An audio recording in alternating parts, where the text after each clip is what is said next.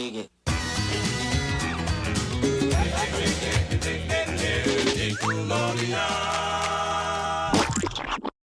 Leon, I know this is going to be a bit tough, so I will phrase it like this.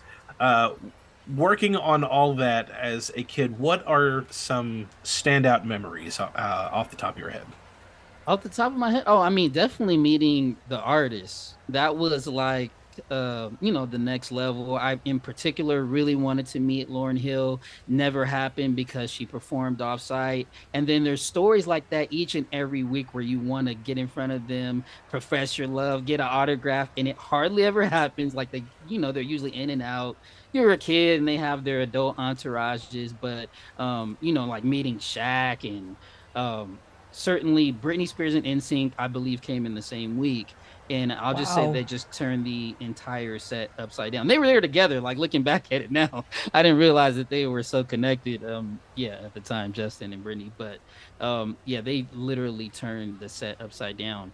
But then also in weeks where Wyclef Jean and Destiny's Child were there at the same time, and he was, on their first single, No, No, No. He had taken an interest in me. Actually, I was singing CJ in the Cloudy Nights that week, and he was like telling me I could get a record deal. So that I would say is definitely a top moment. But just in general, trying to interact with the guests and being such a fanboy, it was fun. It was fun. It was like going to a concert every week as a kid. Saturday, there's only one place where you can. Ooh. So what does this mean? Ooh, with an alarming Alex Mack. With all that. With Ren and Stimpy. With the Midnight Society. You haven't seen anything yet. Get it? Ooh. One more time. Ooh. So if you want to, you want to snick this Saturday. When Angelica's dream sequence began, my sister and I noticed the scenes were in a stark contrast to the rest of the episode. Everything looked far more dimly lit in Angelica's house with an off-color palette. We see Angelica approach her parents who are busy showering her new baby brother with attention. Nothing strange yet, until the new baby sits up abruptly. That's when things got real. This baby has a grotesque, mannish face, akin to the infamous 1930s gangster, Edward G. Robinson. Yeah, see? And a booming, uncharacteristic voice to match. And you better get something straight right off the bat. There ain't room in this house for the both of us. From the very moment he opens his mouth, he proclaims his intentions. I'm the new baby, the alpha male, and I'm going to do whatever it takes to make sure I'm the only one getting the attention and affection from Charlotte and Drew, and keep it away from you. Angelica screams in fright from the introduction and runs to her parents, but they disregard her concerns completely. Instead, they shove her into a dark, cramped laundry room with a single piece of cheese to eat for dinner. Uno, dos, tres.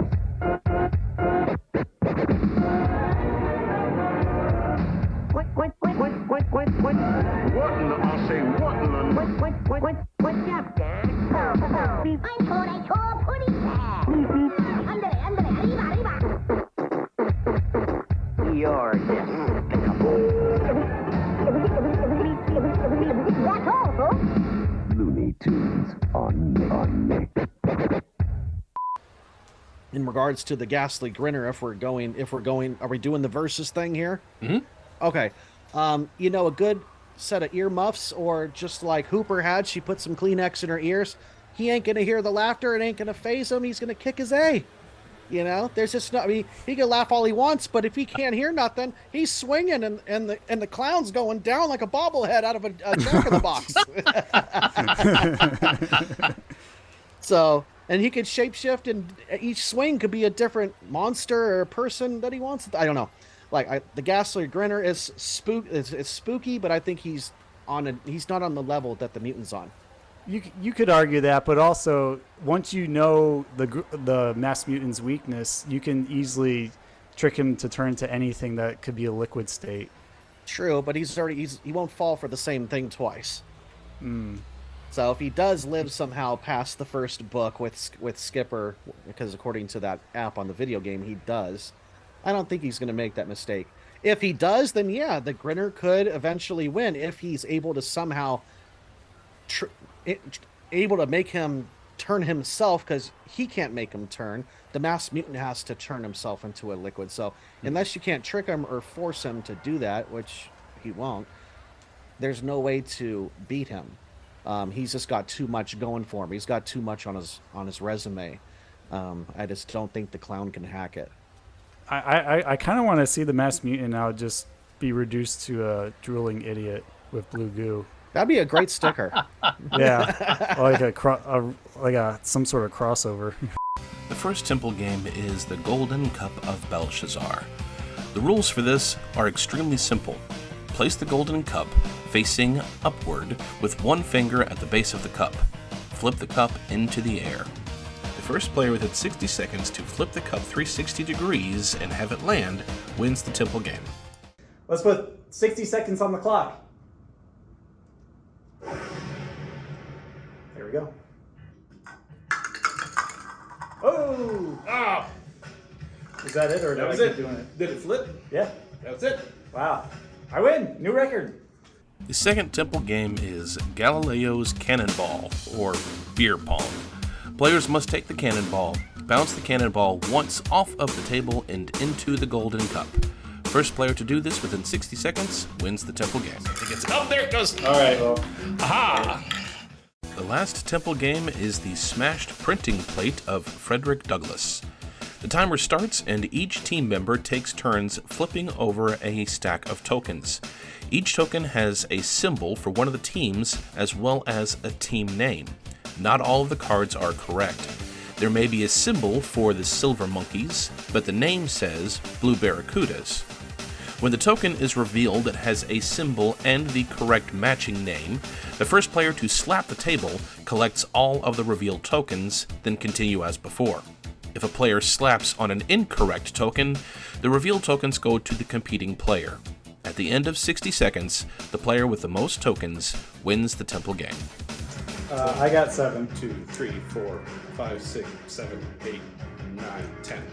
Wow. I guess Alex goes to the temple with 10 matches. Congratulations to the Red Jaguars. You get a boombox! Hooray! But you have to supply your own batteries. Yep, sorry, we don't get those out. 8 Ds. Notice how the phone never rings during TGIF? Well, that's because everybody's watching ABC. Tonight, Boy Meets World goes where no TGIF show has gone before. Back to the 50s with Potsy and Mr. C. Hey, kids! Happy days are here again with an all-new Boy Meets World. Great Caesar's Ghost! I thought back in time. Next on ABC. I bet ABC's TGIF is a lot more fun than having a date. You'd lose that bet. I bet Cody and JT have fun when they start a business. We're here to see you about a business loan. Do you have any collateral? Oh, no, sir. I eat a fat-free, high-fiber diet. Tell me that's not as exciting as any girl you've dated. Someday you'll understand.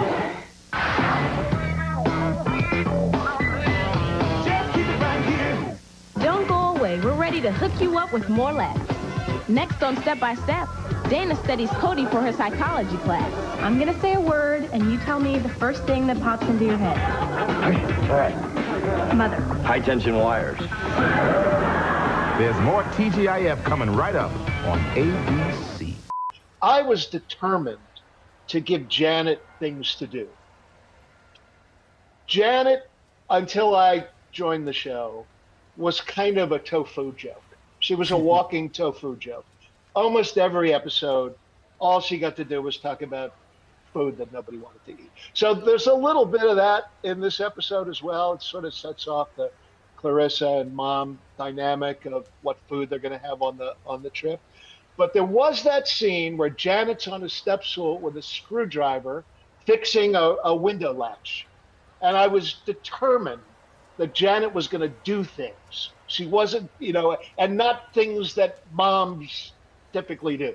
She was just going to do things that anybody would do. So I kind of introduced that to the show, and I was very proud that I gave her that opportunity and gave a female character that opportunity. I mean, you think now, big deal. She's using a screwdriver. It was a big deal. For Janet, it is, yeah. On that, It's out of her on realm. that show, it was a big deal. Yeah. So I was happy we were able to do that. Well, I'm very curious to know what was the inspiration for you developing the background of Arnold and his character? Was it something that you had in mind since the very beginning of the show, or did it come to you during your journey of producing Hey Arnold? It's really cool because I was kind of forced into it. When I sold Hey Arnold, I was very glib to Mary Harrington at Nickelodeon, and then to all the other Nickelodeon execs that I spoke to. I was like, yeah, it'd be kind of fun if he was raised by his grandparents in their boarding house, and the parents are just gone. And you know, like when I first pitched it, they're busy. They're like, making nature docs on another continent, and they're kind of do-gooders. But that was my very glib description of Arnold's parents. And then we made 60 episodes, the first 3 seasons, 20 a year for 3 years, and just a glancing couple mentions of his parents ever, or that that mom and dad weren't around or anything. And that seemed, then I felt bad for him. I felt like this isn't, if this was really happening to this really good guy, Arnold's such a good soul, you want to believe that he comes from really great parents. And I thought, they don't seem to be great parents. So what am I going to do? I can't have this kind of like, he gets a postcard from them once in a while and they're really out of touch. That's really not going to work. So then it was in about the beginning of season 3, 3 years into making this, that I started to really deal with it. And I said to the writers, I think I have to do it. I have to introduce the audience to Arnold's parents. And, what's that going to be? And really starting from scratch. I'm Bill Moore, coming through the door here at the roundhouse. I'm no slouch. Hey! Video phone me right on an AT&T video phone me right now is John. John is joining me from Port Richey, Florida. Hey, John, how you doing? Great. All right, man. These squares try to make a match. Go ahead and pick a square. What? Number 1 is a bonus square. We're gonna send you a snick cat for your head. Pick again. 5. Number 5 is, are you afraid of the dark? Pick again. 7. Number 7 is snick. Now you either have to match dark or snick. Pick again. 4. Number 4 is, are you afraid of the dark? You did it, John. Yeah, buddy. Are you afraid of the dark? Coming up at 9:30 tonight here on Snick. You want a real Sega arcade game, a new TV, a new VCR, a Sega Genesis 16-bit video game system, a bunch of cartridges, and $100 from Krabs Handy Snacks. Congratulations, John. Now everybody, gang, we're getting ready to watch Happy, Joy, Ready to be on Snick. Just then, a chainsaw revved up and cut a long rectangular hole in the back of the shed. At last, I was saved! Or so I thought. The person who cut the hole wasn't my father. It wasn't my Uncle Keith either. And it definitely wasn't any relative I could recognize. It was a pale, old, wrinkly man with an equally stern look on his face, wearing dark, muddy overalls. I barely uttered, "Who are you?" But he refused to respond. He replied in a dry, raspy voice, stammering as moths fluttered out of his cracked mouth. I'm here to help you." He raised his chainsaw and revved it once more. Ah! I was awake. It was 7:30 a.m. on a fall Saturday morning. The sun was shining into my window, and the tool shed in the backyard was unlocked. Okay, George of the Jungle. You know the song, you've heard your mom and dad talk about the cartoon. On December 2nd, Disney releases George of the Jungle on video. But let's get one thing perfectly clear. This is not your parents' George of the Jungle. Sure, he still face plants in the trees. But this George rides around in limos, baby. He calls long distance. And looks good in our money. Pretty darn good. On sale December 2nd. Rated PG. This is your George of the Jungle, not theirs. But speaking of temple guards, I would like to hear a little bit more from Mike before we move on. What was it like to wear the costume and like just experience jumping out in all these random rooms to take kids away into the abyss where they're never seen again? Well, the first thing about the costume. So there were 3 temple guards. God help me, I can't remember their names. I want to say it was Adam and Dennis, who were legacy. They came in from season 1 all the way to 3 out in Orlando. I had worked for Universal Studios in the backlot production department, and also was picking up different shows and promos at Nick Studios. So just having been around, I had the opportunity to come on board for Legends. So you can tell me in the costume versus Adam and Dennis, because they're the ones pack abs and got body by Bud Light, and 22 years old. Oh, wait a minute. So you're the temple guard where I'm the pudgy one. where the time runs out and you're getting up and you're coming through the quicksand bog after the stone wall has been bust open. You're like, yeah, get over here. Time's up. Come on, I got to take you out. So it's funny that you mentioned that, because my normal rooms, because I was the new guy, and again, not the most attractive compared to the 2 Hollywood stuntmen. They would stick me in the tree quite a bit, so I didn't have to actually wear the costume. Like, Mike, get in the tree, and the inside was like all paper mache, so it's itchy, it scratches, and you got to stay. Sorry about that. Oh no, hey, you did a great job. You had to stay totally still, or they would have me in the swamp, which is basically a ball and foam pit, and you would have to lay there, and you have an IFR in your ear, and you hear the control room. All right, he's coming down. Mike, it's you. Go, Mike, get him. See, you're supposed to get up and grab the kid. Well, more than twice, I tackled the kid through the breakaway wall into the next room, trying to get the pennant. So, and then if it was when all doors open and they're making the run and they come through that room, you're hoping that they're not stepping on you or your junk while you're. Yeah, in the ball pit, you don't want to get the balls. The first player, according to the rules, is the person who has seen the most episodes of The Secret World of Alex Mack, further adding they like to reward their fans.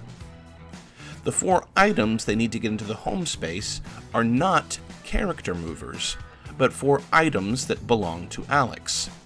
They consist of sports items, food, school stuff, and Alex's stuff, which includes a barrel of GC-161. Why she is hoarding this one item is beyond me. Each of these items sit inside of an item base that is either blue, purple, red, or orange. The bases are very clearly red and orange, but when looking at the game board itself, there is almost no clear distinction of which space is red or orange. During our gameplay, Brett accidentally went to the wrong house to try to get his pieces into the home space because of this design flaw. The items themselves do not sit well within the base. If we try to pick up the movers by the cardboard items sitting within that base, the cardboard would slip out. The memories I have from Courage and the what I hear from fans of the show fascinates me. And really buoys me. I mean, to think that something I wrote, 20 some odd years ago helped somebody who was having a troubled childhood at the time and learned that if a little pink dog could face his fears, so could that person. And that monsters are often just made up constructs, So yeah, I mean that makes me feel good, and to know that I'm talking to fans. I mean, I'm a writer. Nobody knows who I am.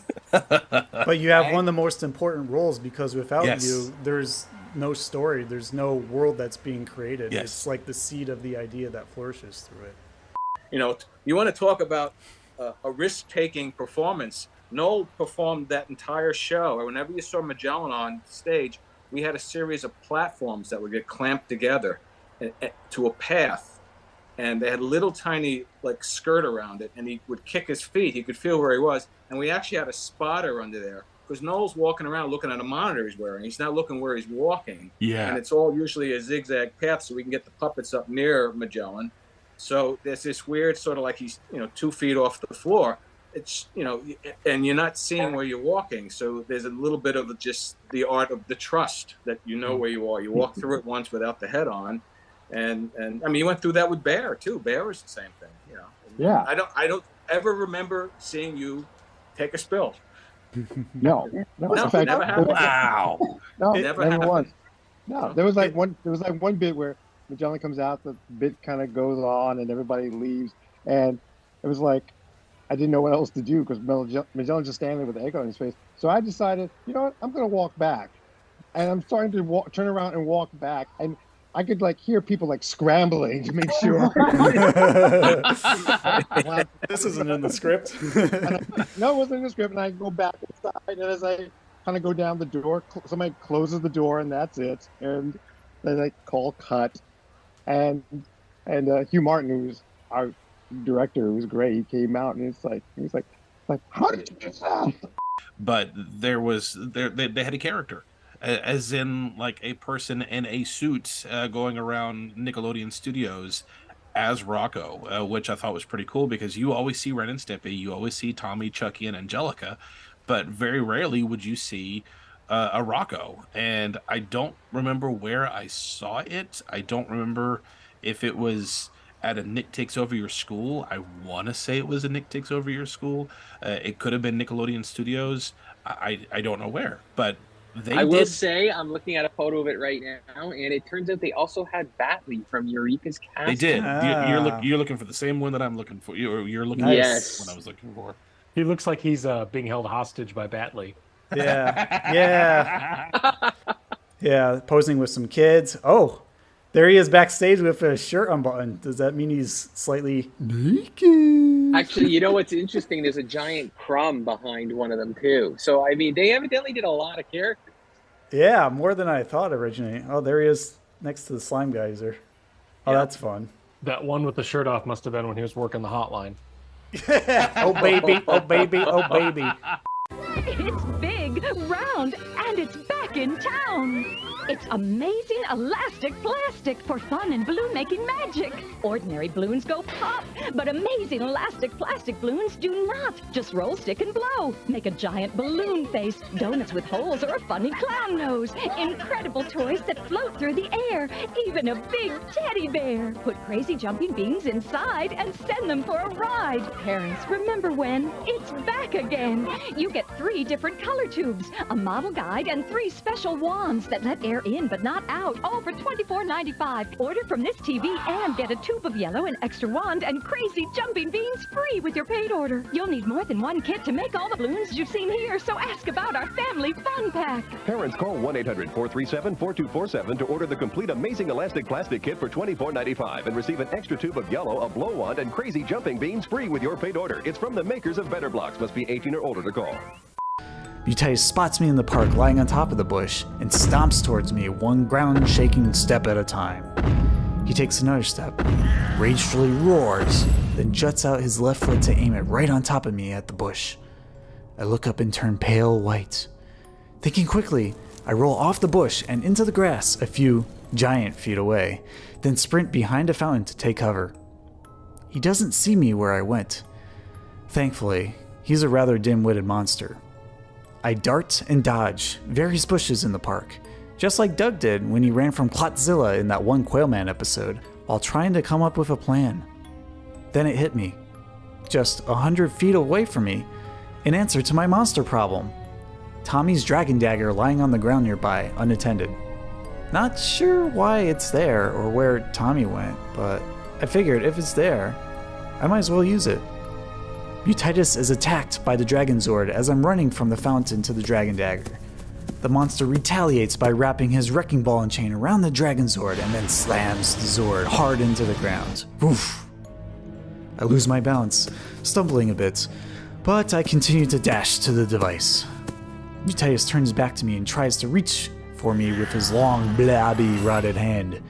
I quickly pick up the Dragon Dagger before he can grab me and guide the Dragon Zord to impale Mutitis with his tail using one of the flute songs I had remembered from the show. Dragon Zord plunges his tail into the monster, but it doesn't go all the way through. Are you afraid of magic? That's arachnophobia. It's a real thing. Afraid of ghosts? That's phasmophobia. Are you afraid of the dark? Scotophobia. And if you're afraid of Nickelodeon's Are You Afraid of the Dark? That's only natural. Your worst fears come to life in the scary tales of Are You Afraid of the Dark? Tonight at 9:30, 8:30 Central. Are you scotophobic? Snick and find out. Whenever they got to the ride, they actually got to Bloodstone Manor, most everything is the same. It's mostly leading up to it, because as Brett had said, started the episode, not Doug, Skeeter was kind of retelling the tale and how this ride is, they built a ride around Bloodstone Manor, making this lore around this one ride. But originally in the first draft, it was coming from the perspective of Doug. And he was writing it in the journal, as he usually does. And he was talking about they were trying to build a ride. There's no lore around the ride itself, as in a fake lore. There is a real lore around building this Halloween ride, which at the time was not called Bloodstone Manor. It was just a haunted house type thing. And it took them forever to build this Halloween ride. There was a sign next to it that said coming Halloween, line marked out of it. Next Halloween, line marked out of it. Soon. They just didn't know when, because the legend was that the ride was so scary that even the plans would frighten the construction workers. And the construction workers were looking at the signs, and they were holding little coffee mugs, and they were freaking out and scaring and shaking the coffee so much that it was coming out, and they bumped into each other trying to run away from the plans. Yes, exactly, right? Like they go to investigate like this last clue, right? And then there's like there's nothing, right? It's empty, right? Or they hear like a knocking on the other side of the thing. What I really would have liked is if when those hands came out of the closet, if the guy would have said, "Oh, I was never in the closet." Mm-hmm. The other brother, right? That would have been cool, because then the hands would have been your concrete. You visually saw it. Like, of course, we had the whistling, and the whistling is supposed to be our clue to like there might still be something here. But I think just something visual to kind of latch on to be like 100% confirmed that there is still something supernatural hiding in the house. Yeah, would have made it that much more better. There are 2 exit points outside of the campfire to follow a path that surrounds the center in a giant circle, but the design is closer if you had asked somebody drunk to draw a circle. It connects, but it's really sloppy. As Brett pointed out in his initial response to the game, there are several locations on the board that are reminiscent of the show, such as the 13th floor, Zebo's Funhouse, and the Phone Police Prison, but there are also a few generic locations too, like a swamp or the pit. There are 4 game pieces that are the generic pawns with different colors, with a 1 6-sided die. On the 5 count, there is a white star, and on the 6 count is a black star. There are 2 stacks of cards that come with the game also. One stack is called Secret Passages, and the other is called Tool Cards. Players are also given a secret mission sheet. On the game Trivial Pursuit, the players have to fill their character movers with pie pieces by answering trivia questions. In the Are You Afraid of the Dark game, players have to fill the secret mission sheets. How to accomplish this is, much like Cardinal has done with the Alex Mack game, rather convoluted. The one I heard giggling the most was this one back here. Sam, what did you think of that Beetlejuice commercial? It was kind of funny because of the guy who pops his head off and he's still like it's kind of funny. Mrs. Nance, what did you think? The screeching head kind of threw me off a little bit. I didn't know what to take. What does that mean? I was kind of, if you notice my reactions, it was, a little taken back. Like that a little bit. Yeah, that's what you get for not being still, Sam. Come here. Now your head's going to shrink just like the ones on the commercial. Don't want to lose one's head. Beetlejuice, the movie. It's showtime. Do you enjoy the movie? Yes, of course I do. It's one of the greatest movies ever. Best movies of all time? Beetlejuice. Megan, do you agree with that? No. Yeah, because she doesn't like Beetlejuice because she's Big fan of weird. Beetlejuice. I mean, Yeah, she's weird. You need to let her talk. She was talking. Mind the Deo scene. I do like all that when they're singing and stuff. That's funny. But for the most part, it's not. I don't have to watch it every. But Sam, your thoughts on the movie? I love it. It's the greatest movie. It's one of the greatest movies of all time. Now, do you consider that a Halloween movie? I consider that a Halloween movie because it's set during like Halloween time. No, it's not. Are you kidding me?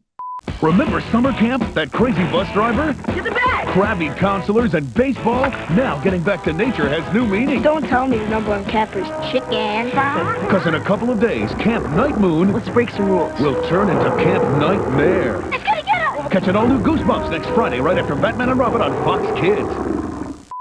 You are listening to a show that is designed to be something of a time machine. We offer insights, explanations, and deep dives into media that takes us back to a time when we were children. A time with no bills, no jobs, no having to remain politically involved, or even having to keep up to date with the latest politically correct terminology. We remember the content in these discussions, and we are overwhelmed with a sense of familiarity, warmth, joy, or simply put, a wave of nostalgia. But oftentimes when we look back on the programs of our youth, we find that they're not as well constructed as we remember. Or perhaps the times have changed so much that the morals and the humor within have aged poorly. The entire time we have been looking at the programs of our yesteryear through rose-colored glasses. Such as the writing on our board. Right now all we see is the word nostalgia. But if we add a black light, we see that the program you are viewing is the best podcast to cover this period in our lives. Is this true? Is Splat Attack Podcast one of the best places to stop for nostalgic content? Or are we too looking at our own content through rose-colored glasses? That is up to you to decide. As we, for this Halloween special, cover Beyond Belief, Fact or Fiction. Splat Attack Podcast. Hosted by Brett Wilson and Alex Nance. We live in a time where the modern world and the memories of our past live side by side. Our childhood is preserved through nostalgia, and the only way to relive our memories is through online media. Can you separate distorted inklings and false recollections from what truthfully broadcasted to our brains? To do so, you must break through the web of transient TV and open your mind to what really happened as we look through the slime and into the heart of Beyond Belief. I dashed out of my room to grab a drink of water to calm down, but all I could think about as I stared out the window, facing a full moon in the bathroom, was Red's disembodied head with his gnarly, contorted hands searching for me to wring my neck. I knew it wasn't Stimpy. I knew I wasn't Stimpy, his target of revenge, but since I was more of a fan of Stimpy for his goofy yet lovable nature, it seemed natural that I was a prime target. I might as well have been one of those imaginary fans fabricated for the script of the show, denying him any semblance of love. After some deep breaths, I finally lay myself to bed, hoping tomorrow would be better, calmer. Around 2:30 a.m., my TV suddenly turned on, emitting static snow. I had no idea how it powered up by itself. Maybe I rolled onto the remote in my bed? I don't know. Hey, guess who's hosting Nickelodeon's non-stop Nicktoons weekend this year? Who? We are. Oh yeah. And this year is really going to be something special because we've got the non-stop Nicktoon-a-ton. We've got Nicktoons, like a billion of them, all day long, all weekend long. Nickelodeon made this just for us. This baby's going to run everything. All we got to do is sit back and enjoy. Each Nicktoon gets its own day. Rugrats, Doug, Real Monsters, Jumbo Monitor, stereo speakers, and a lounge chair. Rocco and Hey Arnold. Fax machine, toenail clippers, and a snow cone machine. Snow cone machine. Join Keenan and Kel for the non-stop Nicktoons weekend, all Thanksgiving weekend long, only on Nickelodeon. Oh, that's not the snow cone machine. That's the tiny stuff. That's cool, though. Number 4, Prometheus and Bob Art.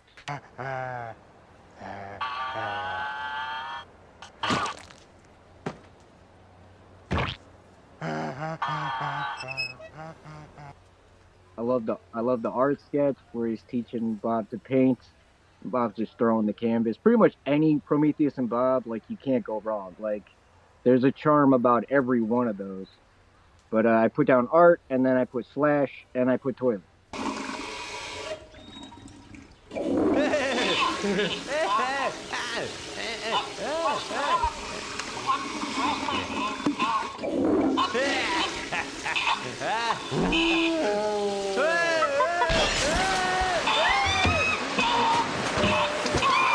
I love how the camera always breaks too. Like, that's how they end.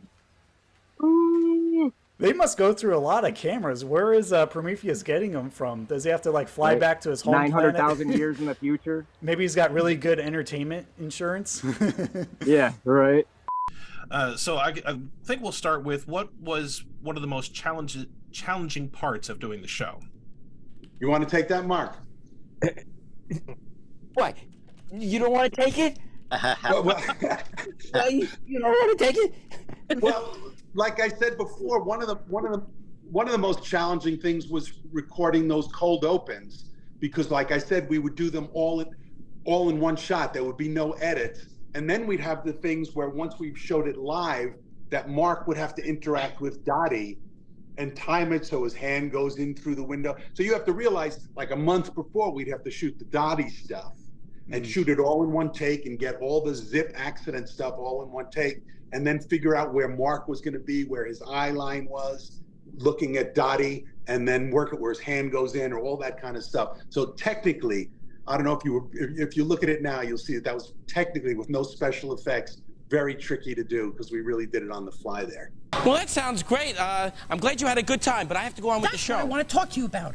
I took some notes from the acts I saw in Las Vegas and thought we might use some ideas on our show. Oh, I told you we were in trouble. All right, Daddy, let me see it.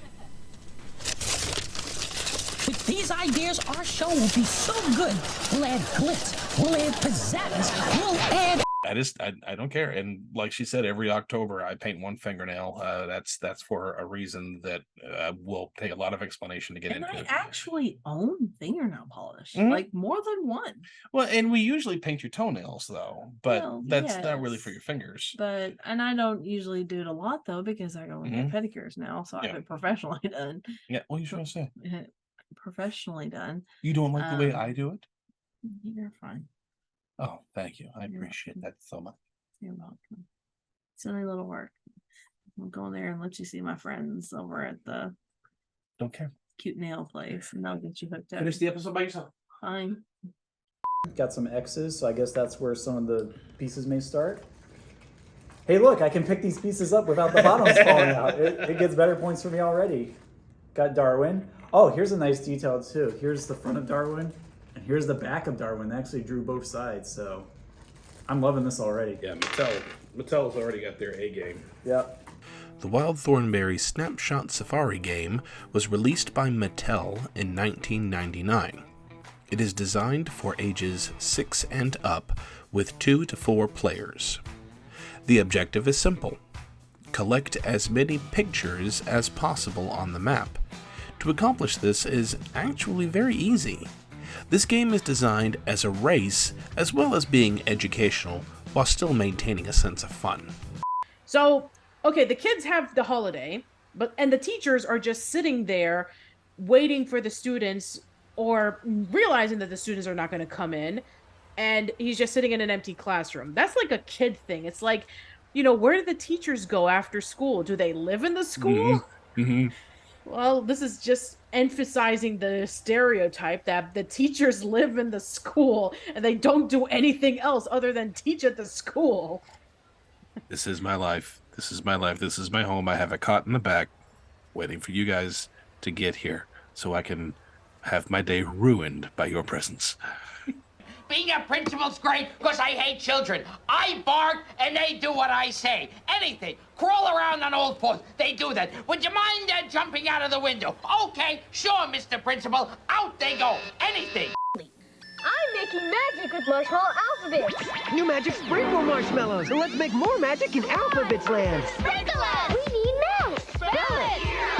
The Milky Way! Make sprinkles. Here's how. Pour milk on letters now. It's magic. They twinkle. It's you who makes them sprinkle. The magic taste is up to you. A-E-I-O-U-Y-2. Like you! Marshmallow Alphabet cereal with magic sprinkles is part of this complete breakfast. They're ABC, delicious. Magic sprinkles! Thank you, all of you, for listening and for, I don't want to say enduring, but I would say opening your mind to something that we don't normally address on the show, but is something that both Brett and myself and honestly Jennifer. It's Yes. very necessary. Yes. And it doesn't have to be so scary. No, it's serious. We take this very sincerely, but it's not scary. So I'm gonna leave you with something, Alex. go for it. Whenever my life gets me so down, I know I can go down to where the music and the fun never ends. As long as the music keeps playing, you know what I'm saying. I know that I can find a friend down at the roundhouse. Yes. Bonjour, je suis le grand musique. Je suis la jeune fille. Yes, that's French they're speaking. And no, these children aren't French. They're American. And they've acquired their amazing new language skills from Muzzy, the remarkable new video language program for children developed by the British Broadcasting Corporation. With this unique BBC language course, children learn a second language with incredible ease. 4 delightful videos quickly become their favorite TV show and teaches children the same way they learned English. Learning another language becomes fun. You'll be amazed when your children begin speaking and understanding their new language from the very first day through this unique method. The entire course, 4 videos, 2 audio cassettes, the activity book, and the parent's guide and answer book is available in French, Spanish, Italian, or German. To order, use your credit card and call this number. We'll ship and charge you $28.08 a month for 6 months. Your satisfaction is guaranteed. Call 1-800-424-0700. All right, 2 questions left. We are on to episode 12, Employee of the Week. The specially chosen staff member will also receive a bonus, more goof-off time, a nice letter home telling our parents we won, double desserts. No. And question is, name 3 of the 4 prizes that the staff listed off. Easy. Bonus, extra goof-off time, double desserts. All right, you got it. Do you know the 4th one? The 4th one was a letter home telling the winner's parents that they won. And I think they even listed this list 3 or 4 times in the episode.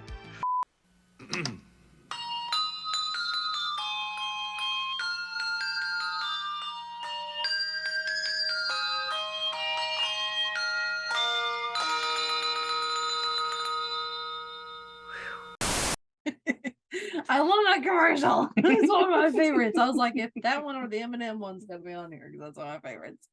I loved that one every year. It still plays to this day. The timer, which is one of those timers that gets wound up like an egg timer and buzzes as it counts down, is set to 10 seconds.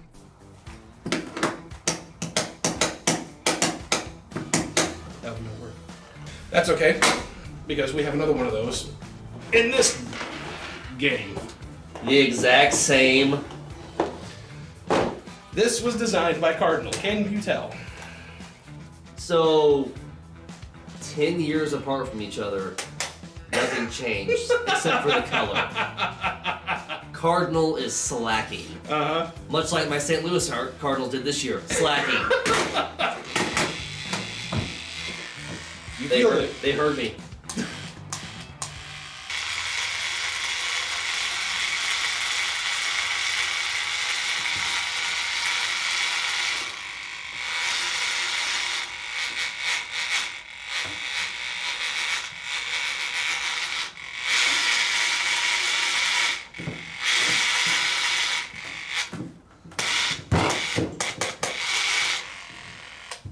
It works.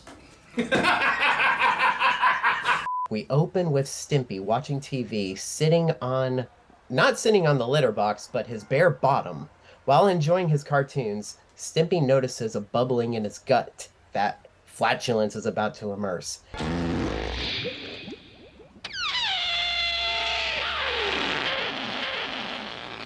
After its conclusion, Stimpy notices this wasn't like any other time. He notices a funny smell, which causes him to freak out and run to Ren. Ren is relaxing while Stimpy disrupts him, trying to dramatically explain how something came out of his butt and smelled funny. Something came out of my butt, and it smelled funny. You're an idiot. Spend this season with Pete and Pete.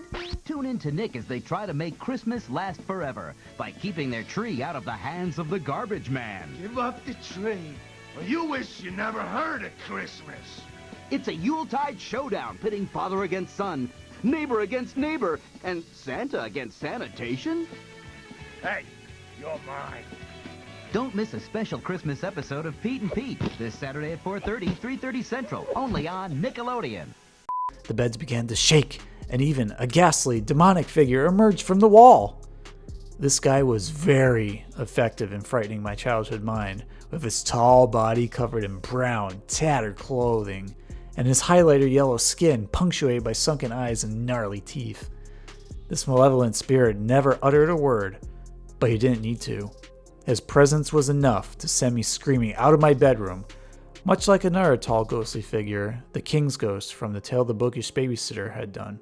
And it's already been half the day, and unfortunately parking in New York is tough. So Pops and Louie are still looking for a place to park the van. What kind of parking do they do? Haven't you ever heard of perpendicular parking? It's the only type of parking I know how to do. Yes. Hey, Louie.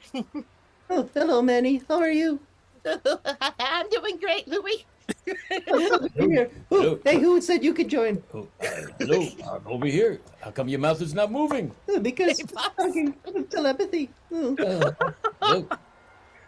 Maybe if you knew how to use your mouth, you could perpendicular park better. Why, you're talking to me? I'm gonna get you. Oh, we should let them get back to the interview. Okay. Your cooking sucks. Your cleaning is terrible. Get off. That is so great.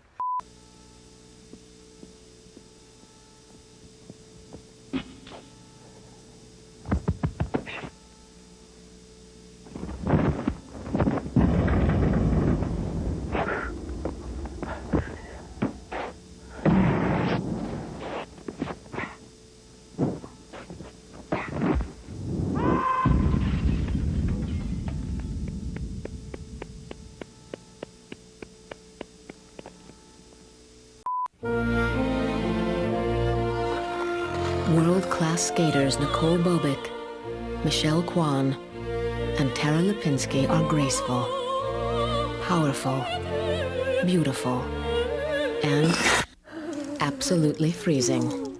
Which is why they have plenty of Campbell's soup on hand, because a hot, delicious cup of Campbell's can really warm things up.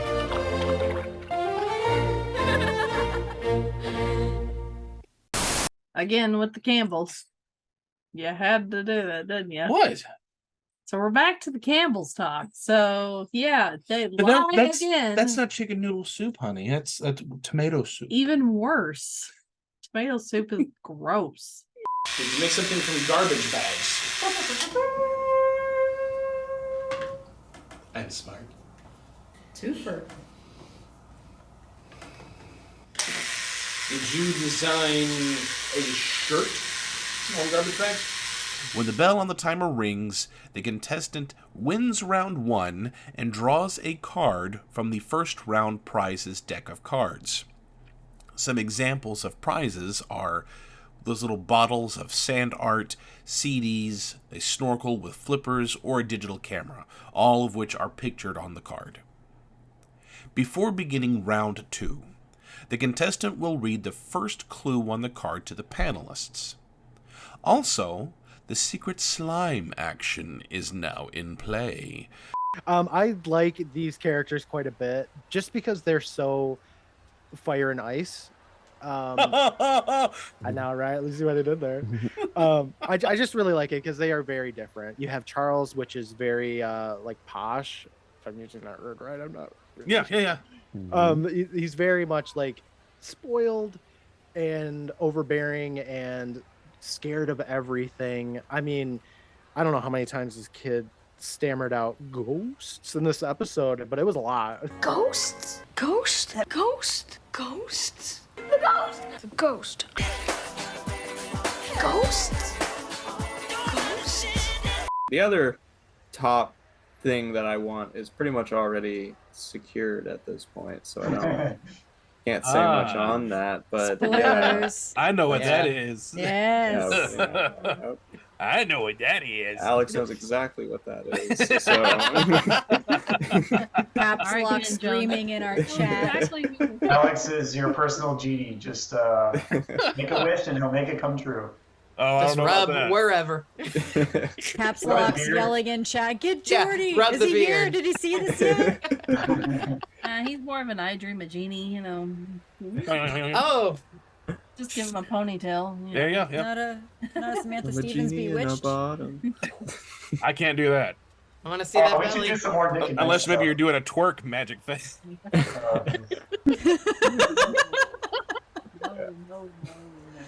Megan's like, no.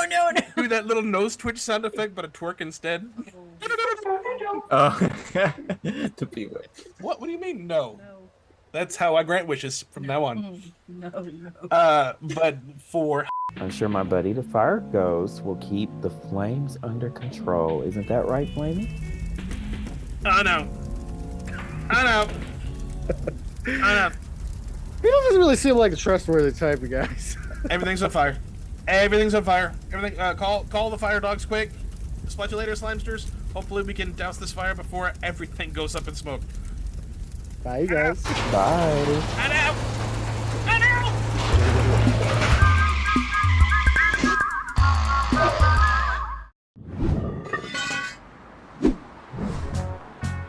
Imagine me and you, I do. I think about you day and night. It's only right. Imagine how the world could be so very fine, so happy together. I can't say me loving nobody but you for all my life. When you're